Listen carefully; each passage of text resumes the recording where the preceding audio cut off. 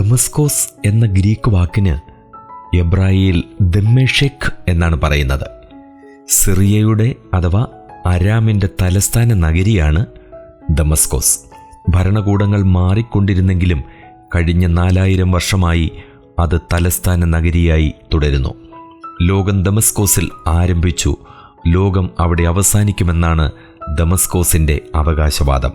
Anti Lebanon പർവ്വതനിരയുടെ തെക്കേ അറ്റത്തുള്ള ഹിമാവൃതമായ Hermon പർവ്വതം ഏതാണ്ട് 2740 മീറ്റർ ഉയരത്തിൽ പട്ടണത്തിന് തെക്കുപടിഞ്ഞാറായി നിലകൊള്ളുന്നു. ഫലവൃക്ഷത്തോപ്പുകൾക്കും പൂങ്കാവുകൾക്കും പ്രസിദ്ധിയാർജിച്ച ദമസ്കോസിനെ നനയ്ക്കുന്ന നദികളാണ് അബാനയും പർപ്പരും, അതായത് ഇന്നത്തെ ബരാദ. 2 രാജാക്കന്മാർ 5-ാം അധ്യായം 12. അറേബ്യ, ഈജിപ്റ്റ്, മെസപ്പൊട്ടോമിയ എന്നിവിടങ്ങളിൽ നിന്നുള്ള വാണിജ്യ മാർഗങ്ങൾ ദമസ്കോസിൽ വന്നു ചേരുന്നു. സമുദ്രനിരപ്പിൽ നിന്ന് ഏതാണ്ട് 700 മീറ്റർ ഉയരമുള്ള പീഠഭൂമിയിലാണ് ദമസ്കോസ് സ്ഥിതി ചെയ്യുന്നത്. സുഖപ്രദമായ കാലാവസ്ഥയാണിവിടെ. ഒലിവ്, അത്തി, ആപ്രിക്കോട്ട് തുടങ്ങിയവ വളരുന്ന ഫലവൃക്ഷത്തോട്ടങ്ങളും ധാന്യനിലങ്ങളും സമൃദ്ധമായുണ്ട്. നഗരത്തിൻ്റെ സമൃദ്ധിക്ക് നിദാനം വാണിജ്യമാണ്. അതിനാലാണ് യെഹെസ്കേൽ പ്രവാചകൻ സോരിൻ്റെ വ്യാപാരി എന്ന് ദമസ്കോസിനെ വിശേഷിപ്പിച്ചത്. ചരിത്രാതീത കാലം മുതൽ അറിയപ്പെടുന്ന ഒരു നഗരമാണ് ദമസ്കോസ്. BC 2-ാം സഹസ്രാബ്ദത്തിൽ അബ്രഹാം രാജാക്കന്മാരുടെ സഖ്യത്തെ പരാജയപ്പെടുത്തിയത് ദമ്മേശേക്കിനടുത്ത് വെച്ചായിരുന്നു. ഉൽപ്പത്തി 14:15. അബ്രഹാമിൻ്റെ ദാസനായ എലിയാസർ ദമ്മേശേക്കുകാരനായിരുന്നു. ഉൽപ്പത്തി 15:2. സോബ രാജാവായ ഹദദേസരനെ സഹായിപ്പാൻ സൈന്യമയച്ച ദമ്മേശേക്കിനെ ദാവീദ് തോൽപ്പിച്ചു. 2 ശമൂവേൽ 8:5, 1 ദിനവൃത്താന്തം 18:15. ഈ യുദ്ധത്തിൽ യജമാനനായ ഹദദേസരനെ വിട്ട് ഓടിപ്പോയ രസോൻ ആളുകളെ ചേർത്ത് ദമസ്കോസിൽ ചെന്ന് അവിടെ വാണു. 1 രാജാക്കന്മാർ 11:24. രസോന്റെ പിൻഗാമിയായ ഹെസ്യോന്റെയും അവൻ്റെ പുത്രനായ ത്രബിമ്മോന്റെയും കാലത്ത് ദമസ്കോസിന്റെ പ്രാധാന്യം വർദ്ധിച്ചു. ത്രബിമ്മോന്റെ പുത്രനായ ബെൻഹദദ് 1-ാമൻ്റെ കാലത്ത് ഇസ്രായേൽ രാജാവായ ബയശായുടെ ഞെരുക്കലിനെതിരെ യഹൂദ രാജാവായ ആസ ഉണ്ടാക്കിയ സഖ്യത്തിലെ പ്രധാന പങ്കാളി ദമസ്കോസ് ആയിരുന്നു. 2 ദിനവൃത്താന്തം 16:2. ബെൻഹദദ് ആഹാബ് രാജാവിനോട് ഉടമ്പടി ചെയ്തു. 1 രാജാക്കന്മാർ 20:34. ആഹാബിന്റെ മരണത്തിനിടയാക്കിയ യുദ്ധത്തിലെ പേരു പറയാത്ത അരാം രാജാവ് ബെൻഹദദ് ആയിരിക്കണം. 1 രാജാക്കന്മാർ 22:29 മുതൽ 36 വരെ. ദമസ്കോസിലെ ഒരു പ്രഭുവായ ഹസായേലിനെ അരാമിന് രാജാവായി അഭിഷേകം ചെയ്യാൻ യഹോവ ഏലിയ പ്രവാചകനോട് അരുളി ചെയ്തു.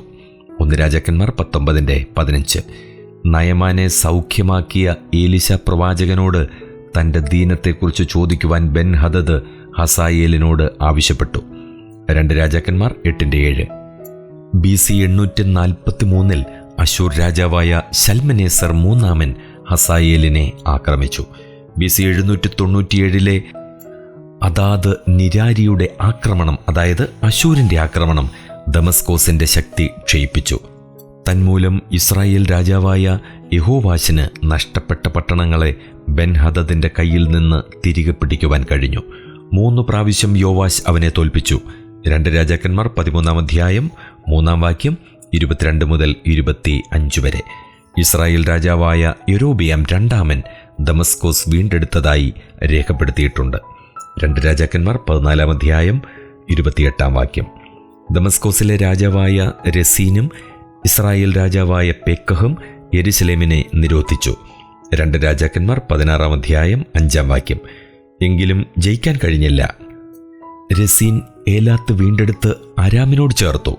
യഹൂദ രാജാവായ ആഹാസ് അശൂർ രാജാവായ തിഗ്ലത്ത് പിലേസറിനോട് സഹായം അഭ്യർത്ഥിച്ചു. 2 രാജാക്കന്മാർ 16:7-8 വാക്യങ്ങൾ. യെശയ്യാവും ആമോസും പ്രവചിച്ചതുപോലെ അശൂർ രാജാവ് ചെന്ന് ദമസ്കോസിനെ പിടിച്ച് രസീനെ വധിച്ച് നിവാസികളെ കീരിലേക്ക് ബദ്ധരാക്കി കൊണ്ടുപോയി. ആമോസിന്റെ പ്രവചനം 1-ാം അധ്യായം 4-5 വാക്യങ്ങൾ. യെശയ്യാ പ്രവചനം 17-ാം അധ്യായം 1-ാമത്തെ വാക്യം. 2 രാജാക്കന്മാർ 16-ാം അധ്യായം 9-ാം വാക്യത്തിലും അത് രേഖപ്പെടുത്തിയിട്ടുണ്ട്.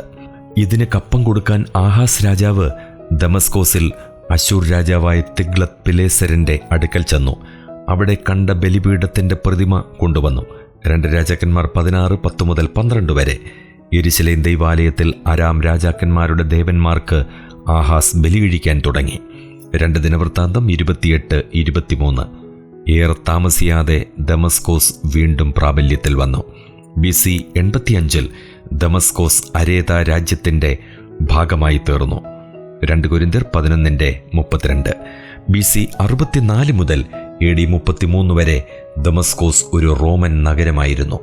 പൗലോസിന്റെ മാനസാന്തരകാലത്ത് ദമസ്കോസിൽ അനേകം യഹൂദ പള്ളികളുണ്ടായിരുന്നു, അതായത് സിനഗോഗുകൾ. അപ്പോസ്തലപ്രവൃത്തി 9-ാം അധ്യായം 2-ാം വാക്യം.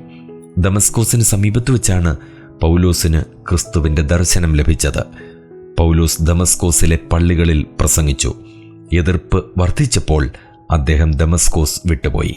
അപ്പോസ്തലപ്രവൃത്തികൾ 9-ാം അധ്യായം 19 മുതൽ 27 വരെയുള്ള വാക്യങ്ങൾ. അറേബ്യയിൽ കുറച്ചുകാലം ചെലവഴിച്ച ശേഷം പൗലോസ് ദമസ്കോസിലേക്ക് മടങ്ങി വന്നു. ഗലാത്യലേഖനം 1-ാം അധ്യായം 17-ാം വാക്യം.